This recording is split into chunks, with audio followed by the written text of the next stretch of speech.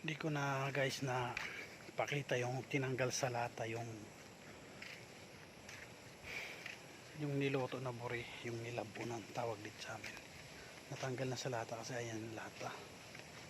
Andun yung pinaglutuan. Ayan. Ayan yung pinaglutuan niya guys. Ayan. Ito na ngayon siya. Nakalaykay na. Ito. Para ibilad sa araw. Ito siya. Ito yung proseso. Isa sa proseso ng paggawa ng sombrero.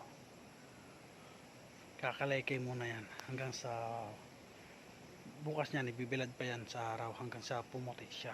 Mga 1 linggo rin siguro na ibibilad yan hanggang sa pumuti. Ito siya guys. Ito jamburi.